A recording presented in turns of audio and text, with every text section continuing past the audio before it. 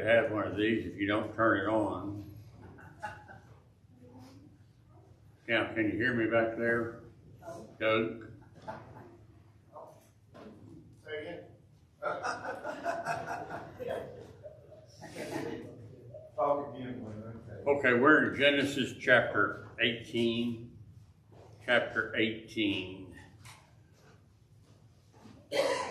To bring you up to date, the circumcision took place at the end of chapter 17.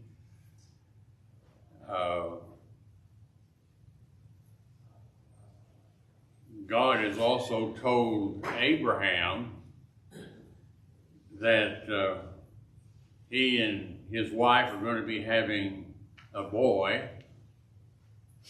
Told him to call the child's name Isaac, which means laughter, which is appropriate due to their what happened when that promise was made. Not coming through.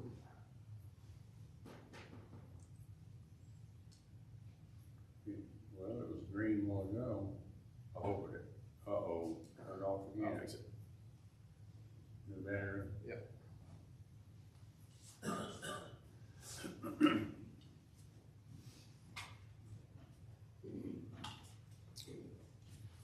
And we ended up, I think, talking about the fact that must have been a difficult situation for all the males in the community because they were all to be circumcised as a God's covenant with Abram.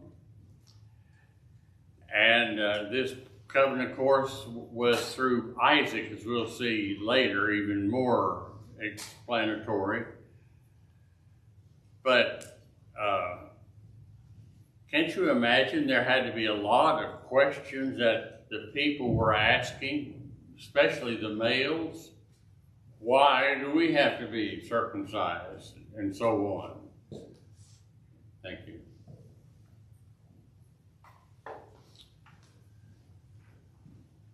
Anyway, looks like that would have put the warriors down for a few days, to say the least, while they recovered. There may have been, I don't know, I know what people are like today, there may have been some resistance to that. I'm just wondering and supposing, but that's probably the case, though the text doesn't reveal it. Now, chapter 18, right after that covenant was made or promised to Abraham, Abraham gets another visit from God. It was in the form of a man and two friends traveling through Hebron. Now, Hebron, of course, keep this in mind, Hebron is about halfway between Jerusalem, heading south out of Jerusalem, going down to Beersheba. So about halfway, about equal distance north of Jerusalem and south to Beersheba.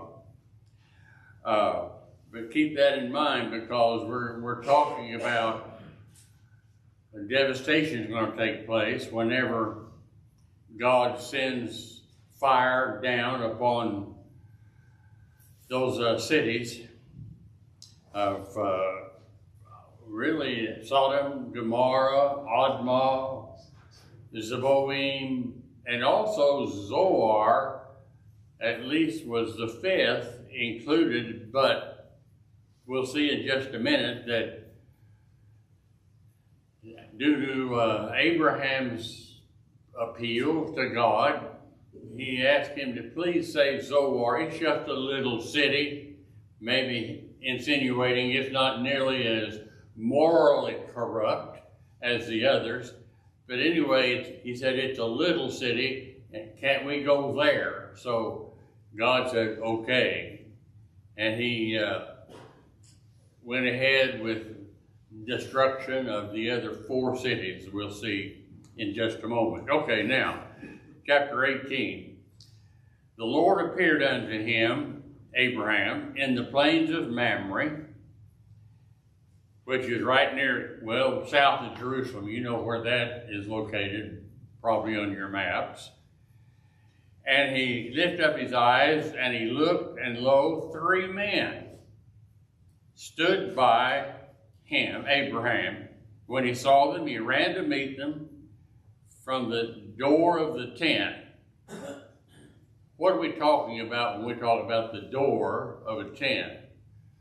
I would assume it's just a flap. But anyway, that's where Abraham was due to the heat of the day. We'll see in a little bit. And said, if my Lord, if now I have found favor in thy sight, don't pass away, I pray thee, from your servant. Let a little water, I pray you, he fetch, and wash your feet, and rest yourselves under the tree. So we got a tree nearby, and I'm going to fetch a morsel of bread. Comfort your hearts. After that, you can go ahead and make your exit. And they said, so do as thou hast said. Okay, we'll stay here a while with you. Abraham hurried up into the tent to Sarah and said, we've got to get after it. Do this, do that. Make ready quickly 3 measures of fine meal and knead it, K-N-E-A-D, knead it, and make cakes on the hearth. And Abraham ran into the herd, and he caught a calf, tender and good, and gave it unto a young man, and he hurried to dress it. He took butter and milk. Notice, if we have visitors coming today, probably one of the first things you'll say is, would you like to have something to drink? Why, we have some iced tea in the refrigerator, maybe a Coke or what have you. Would you like something to drink? Back then, he was preparing food. And he took butter and milk. Wonder how they kept that milk. I guess you're like I am. I read this and all these sorts of questions come to mind. How do you keep milk cool when you don't have a refrigerator? But he took butter and milk and the calf that had been dressed, set it before them as he stood under the tree, and they ate. And they said to him, where is Sarah thy wife? And he said, behold, in the tent. And then this man, I really think it's more than a man, but this person said that I'm going to return unto you according to the time of life. And lo, Sarah, your wife, shall have a son. Now, remember, Sarah is not just because she's old that she wasn't going to have a son. She was barren. She had never had any children, even when she was young. But here, this elderly lady, about 90 years of age, was told, you're going to have a child. In fact, it's not just a child, it is a male. It's a son. And Sarah heard it in the tent door, which was behind him. So we're getting this set up here as to who was where, when. Now, Abraham and Sarah were old and well stricken in age. I have to stop there because we're talking about elderly people beginning, Tommy, like using a cane or a walker. That's what we would do today. They were well stricken in age.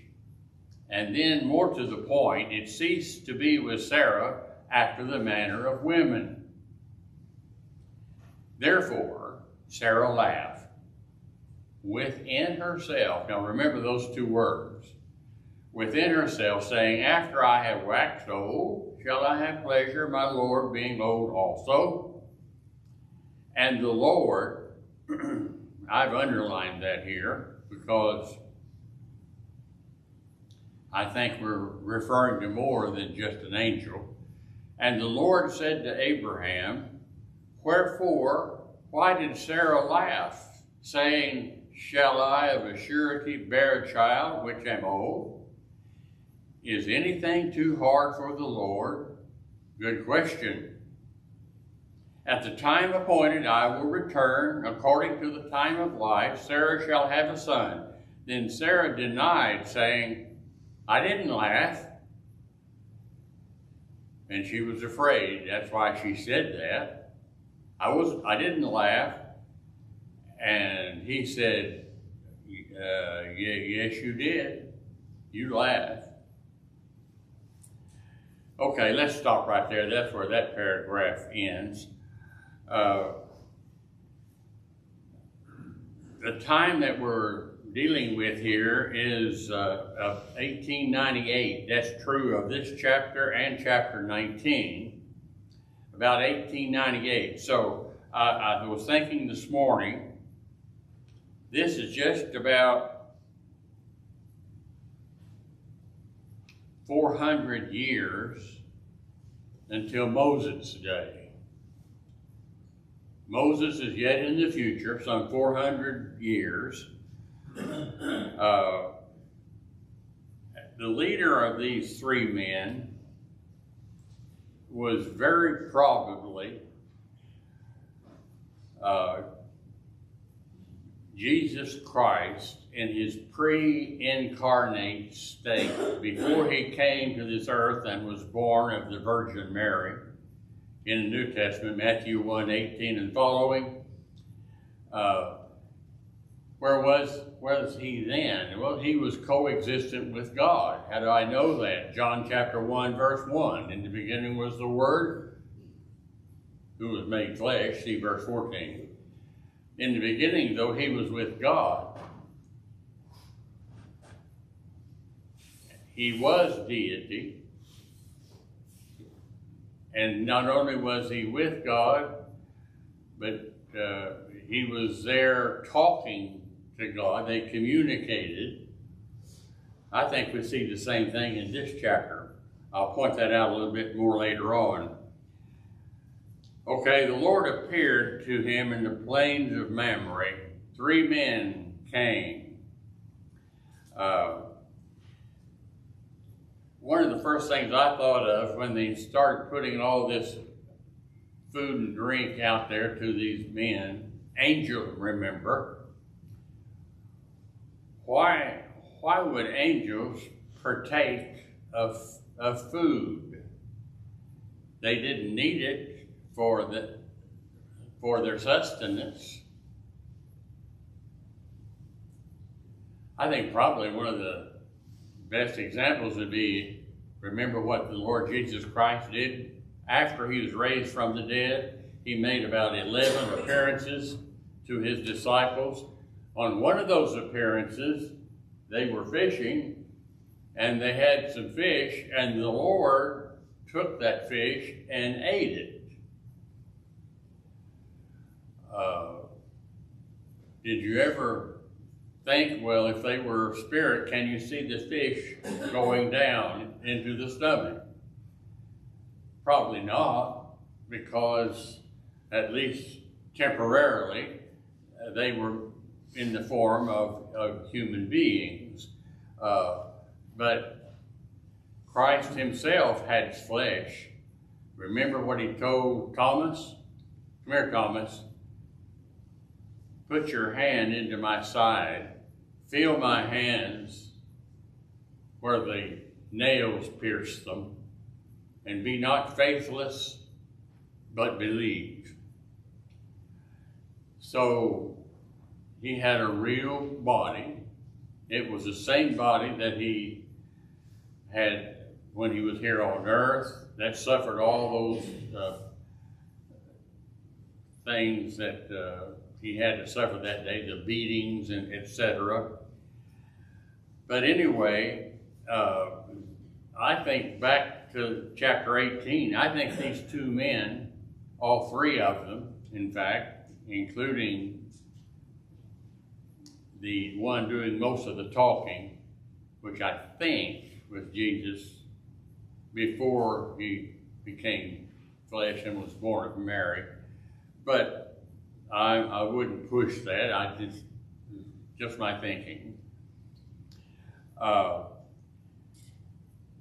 they had physical bodies, and of course they took of the food, drank, and so on, as if they were mere human beings. Then the question came in verse 9.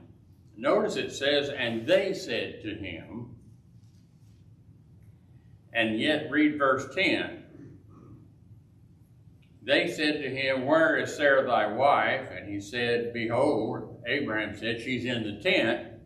And then he said, it's not they said anymore, as in the previous verse 9.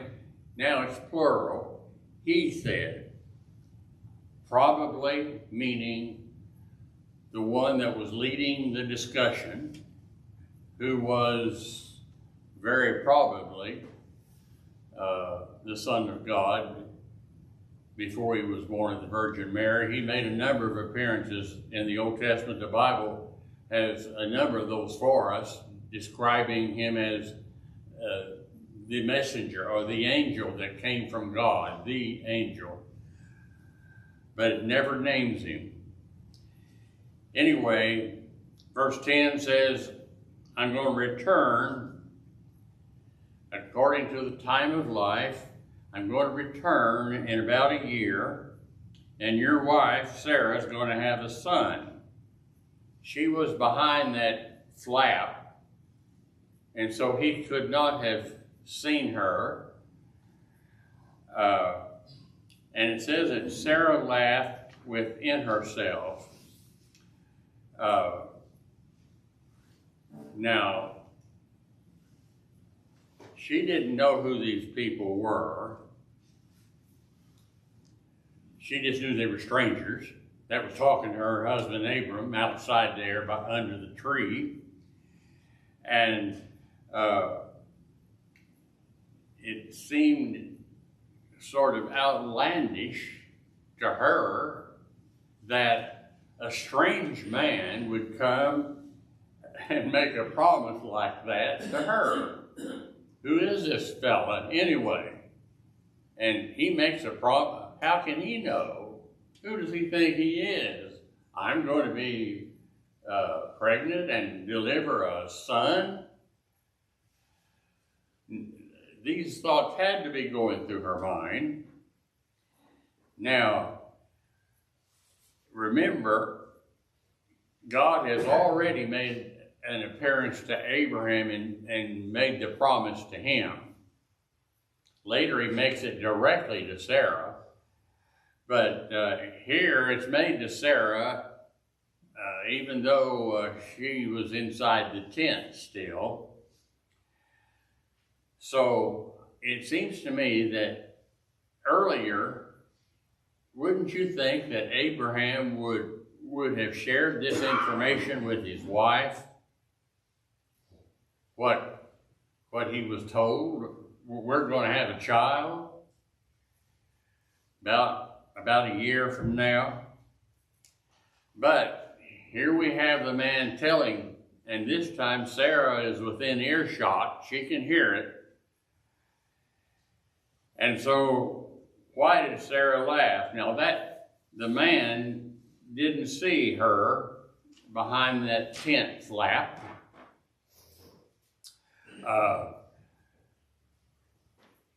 And I know he didn't hear her laugh. Why? because the Bible says she just laughed within herself. So it wasn't an audible thing, evidently. She laughed within herself.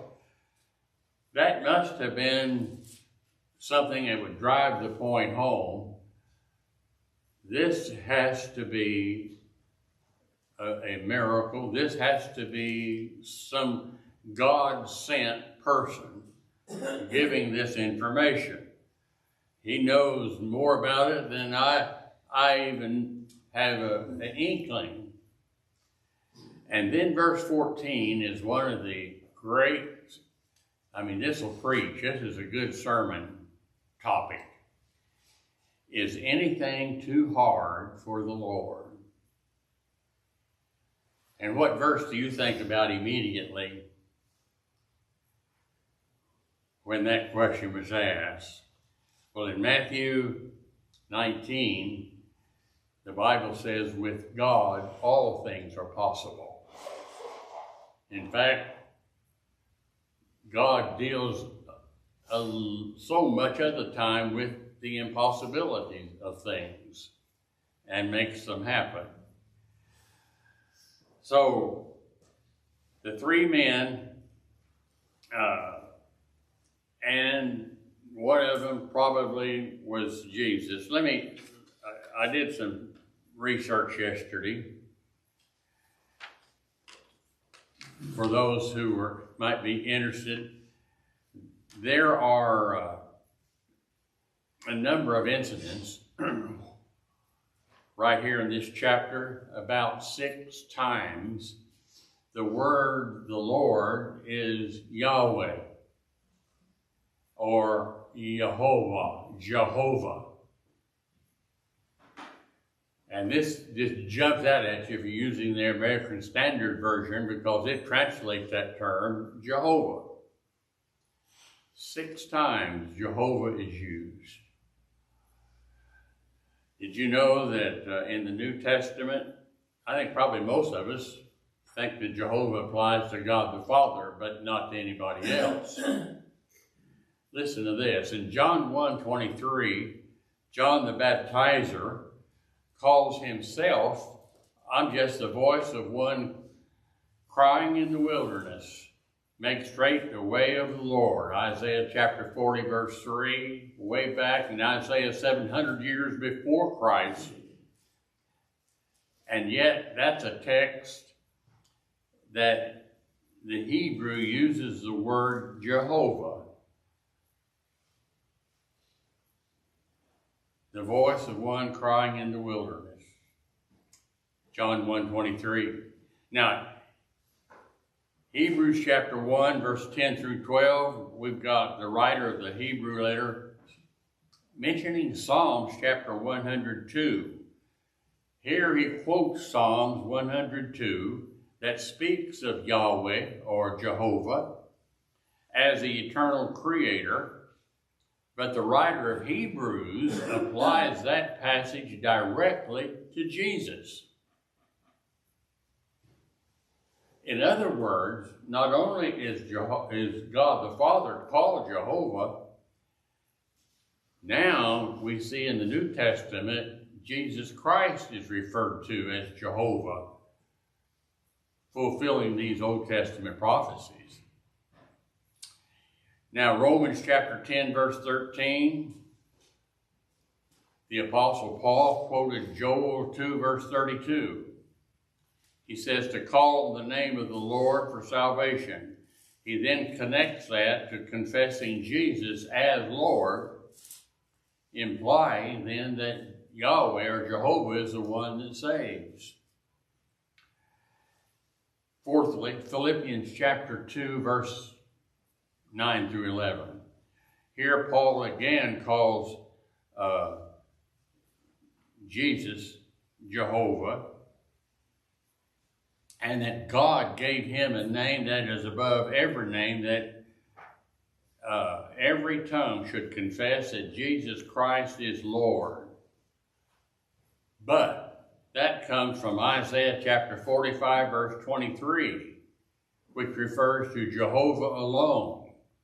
Paul says then in Philippians 2, that refers to Jesus Christ also. Now keep that in mind. And when you get to Genesis chapter 18, there are about 6 passages here where it's translated the Lord. And that's okay. But the translators were having a difficult time way back in history, knowing what to do. Adonai, A-D-O-N-A-I, Adonai meaning the Lord. They simply would take the unpronounceable name. They thought it was wrong to pronounce the tetragrammaton, the 4 letters, Yehovah. And so they took the letters from the verb Adonai, the pointing system, the dots under the Hebrew letter. They took those and imposed those upon the unpronounceable word, Yahweh. And that's where you get the J and the H and of Jehovah sound. So American Standard does a good job here translating that Jehovah. Okay, these 2 fellows, the angels,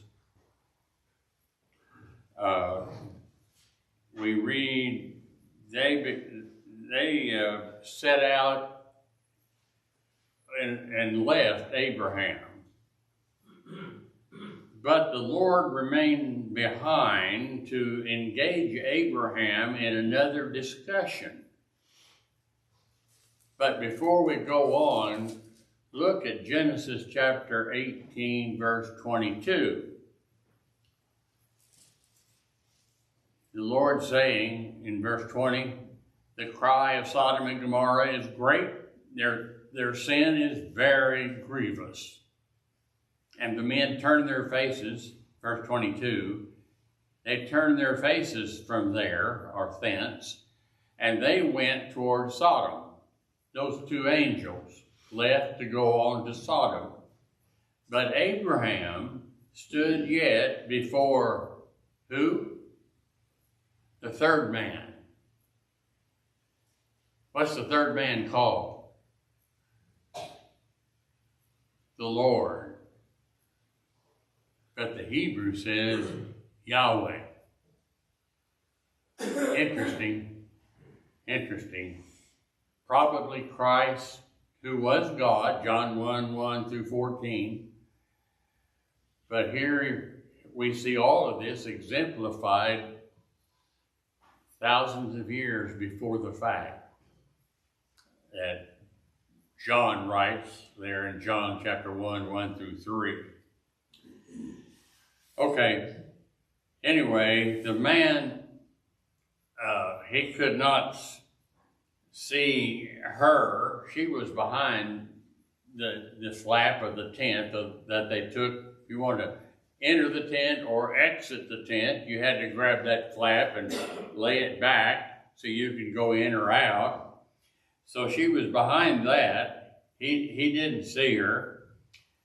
When this happened, and then the statement is made, she's going to have a child, she must have realized, surely, by this time, all of a sudden, it impacted her.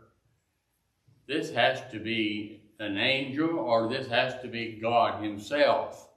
How can he know all of these things? How can he know that I was laughing? How can he know that I'll have a child a year from now, nearly? So, a lot of thoughts probably are running through her mind. But she is told, is anything too difficult for the Lord? You think this is too difficult for God to perform? Well, remember, with God, all things are possible. The one who enacted the laws, and did not Jesus do that too? The laws of creation? Not one thing has been made that was made without Jesus making it. John 1, verse 3. He was part of the creative process, he and the Father. So he created all things. If he made the laws of nature, why couldn't he change them at his own whim whenever he wanted to? Call it a miracle, but that's what a miracle is. Okay, now, the long suffering of the Lord was just about exhausted. Today, we would say things like this: he'd had it up to here. It is very grievous. The kind of immorality that's going on in that city, why, that's almost like New York when they're having a gay parade. That's what's going on here. And they were very public about it. Let's read it.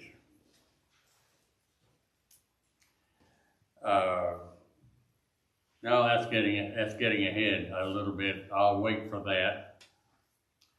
Before this is an interesting conversation. One of the statements that's made by God, or possibly Jesus pre-incarnate, the one in verse 22 that Abraham was standing there before the Lord, and Abraham drew near and he asked him a question: will you also destroy the righteous with the wicked people that you're going to wipe out? And then he begins to deal with him. I guess you would call it Jewing him down. If there are 50 righteous people, will you destroy the city? You won't, will you? And God said, for the sake of 50, I won't destroy the cities. And Abraham said, well, how about 45? How about 40, 30, 20, 10? And God said, for the sake of all of those numbers, even the 10, they'll not be destroyed. That's verse 24 through 30, 20, through 32. 24 through 32. And once or twice, we look at the statement he made in verse 32. Oh, let not the Lord be angry, but this is not the word Jehovah there. I think it's Adonai there, the Lord. But you get to verse 33, and it is Jehovah. And the Lord, Yahweh, the Lord went his way, and as soon as he had left communicating with Abraham returned to his place.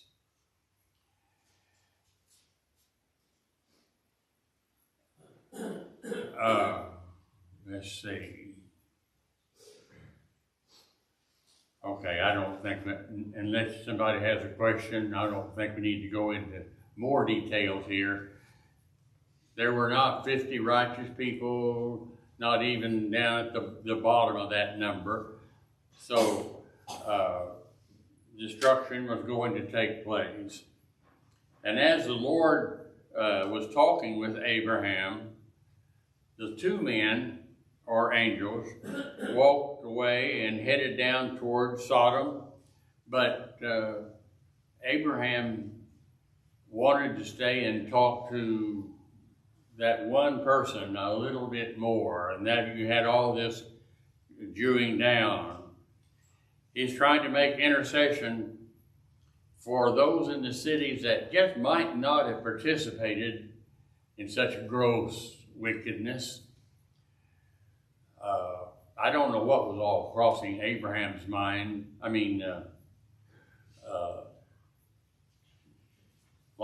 With Lot was sitting there. I know that crossed Abraham's mind. My nephew is there.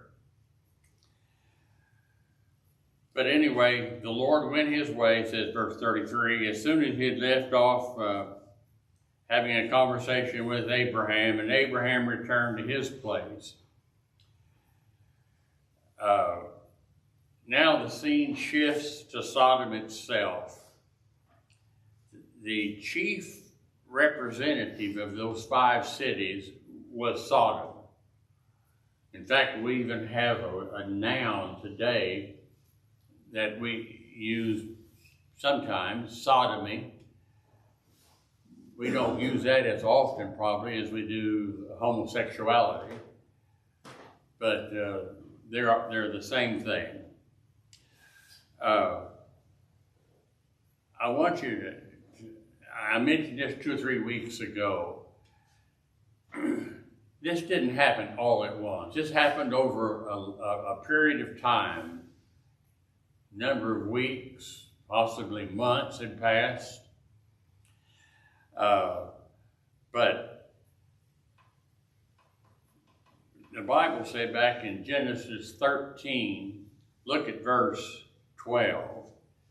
Chapter 13 and verse 12. When Abraham and Lot were separating their herds from each other's, and they were going to go their separate ways.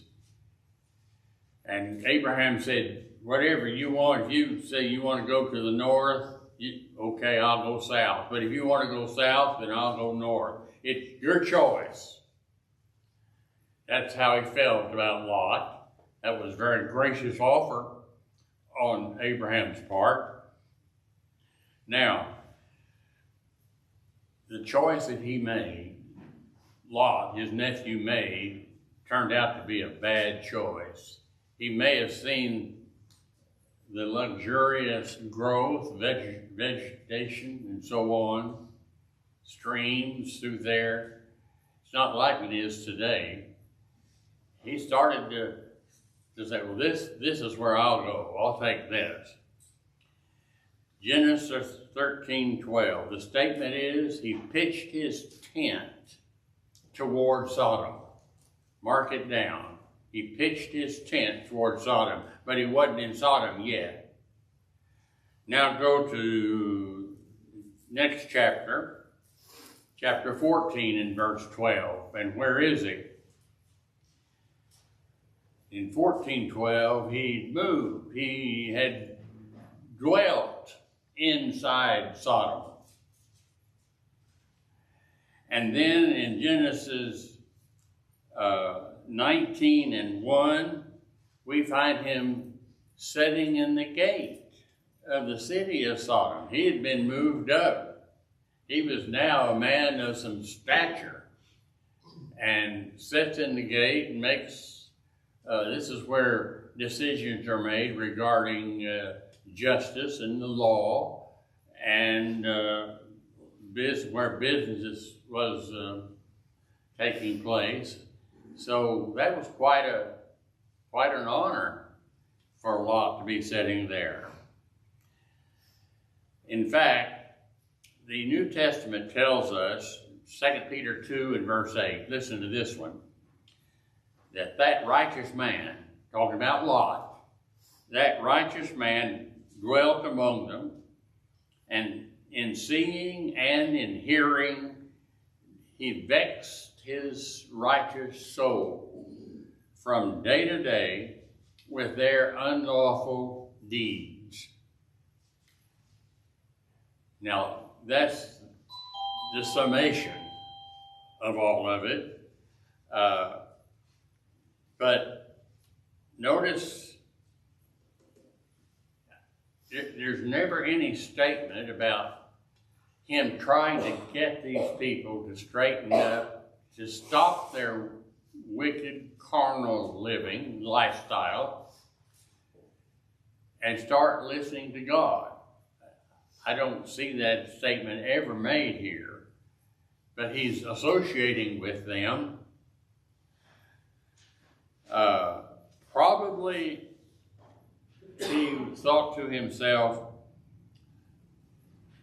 that's a real honor to be here where I am. I'm looked up to. I'm somebody here sitting in the gate of the city, and I've done well financially, commercially. I'm helping make decisions. These people think that I'm worthy of being here. So here I am, a godly man in an ungodly crowd. But maybe he thought to himself, I ought to take pride in that fact. I'm well thought of. But the New Testament says it bothered him. It vexed, V-E-X-E-D. It vexed his soul. He's not able to enter into 100% of all of their activities, but maybe he got along with them fine, and to him, he thought maybe that was enough. But a day of reckoning is coming. The city was too rotten, and God's going to destroy it. Chapter 19. And there came two angels to Sodom. Incidentally, in the Hebrew language, the word "the" is there. What do we call that? An adjective. It's not just "and there came two angels," but it says "and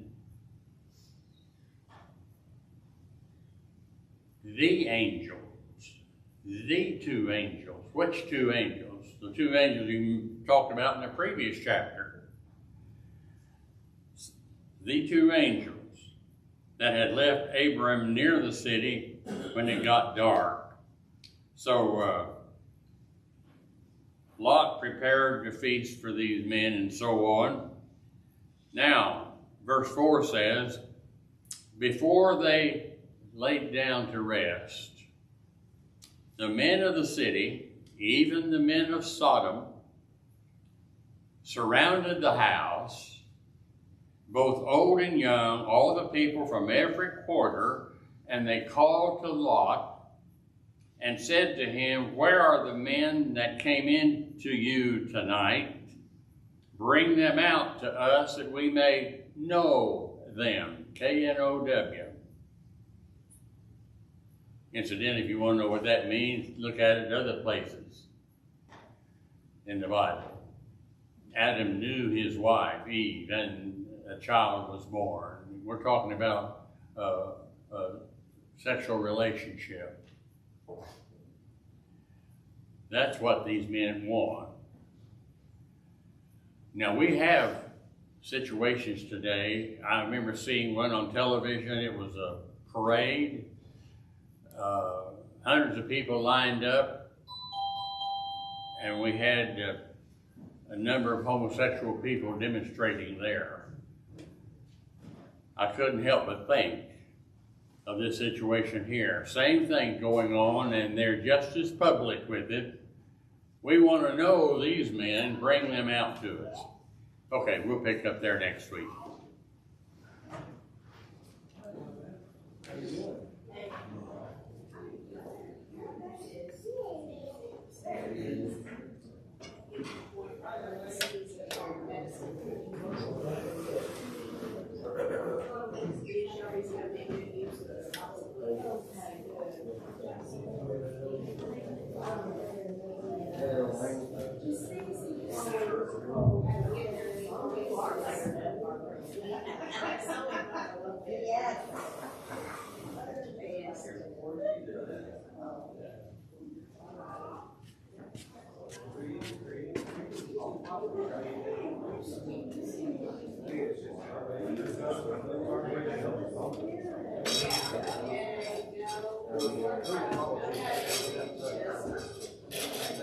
Yeah. I know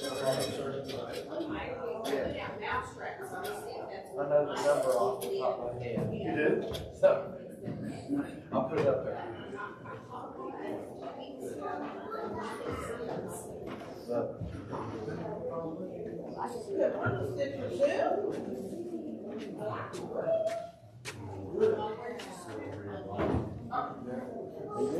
Hi, didn't see you. Morning, how are you?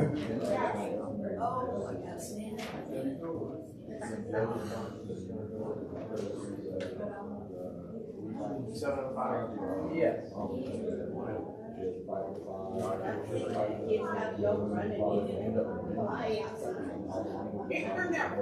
Is that it?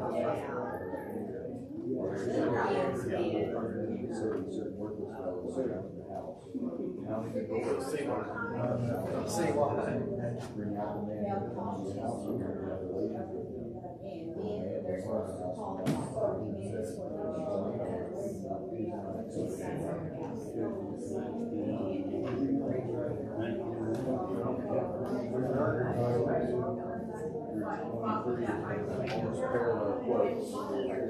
But, not good.